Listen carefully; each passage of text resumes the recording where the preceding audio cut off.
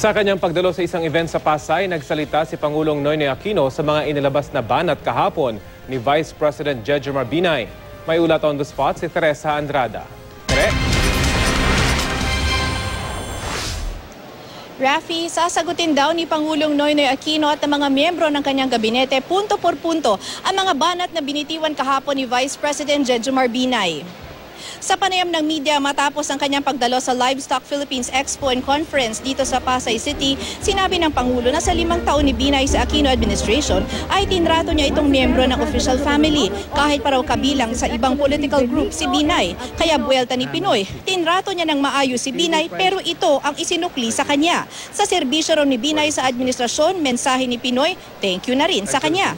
Ayon pa sa Pangulo, ni minsan hindi tinuring na spare tire si Binay sa administrasyong Aquino. Sa katunayan, kahit itinalaganan niyang chairman ng Housing, Urban and Development Coordinating Council, ay pinagbigyan pa raw ng Pangulo si Binay nang higinitong makuha na rin niya ang posisyon ng Presidential Advisor on OFW Affairs.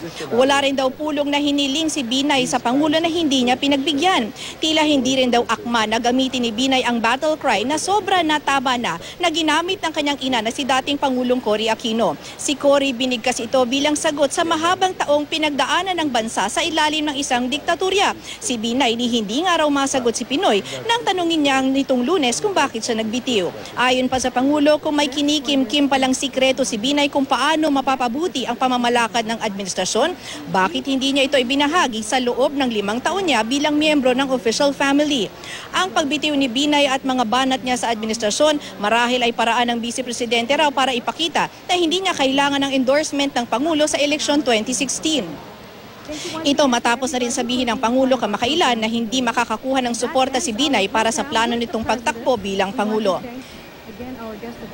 Rafi, sabi nga ni Pangulong Aquino kanina, ay kinikilala naman niya ang mahabang pinagsamahan o pinagdaanan nitong pamilya Aquino at pamilya Binay. Pero sa puntong ito raw ay mas nanaisin na niyang wag nang makisawsaw pa sa isyu sa politika at sa halip ay dali na lang ang kumbaga ang kanyang atensyon sa pagtugon sa mga pangangailangan o pag-alaga nitong ating bansa. Total naman daw, alam din naman daw ng taong bayan kung sino ang nagsasabi ng tama at sino ang nagsasabi ng mali. At yan muna ang latest mula dito sa Pasay City. Balik sa Rafi. Maraming salamat, Teresa Andrada.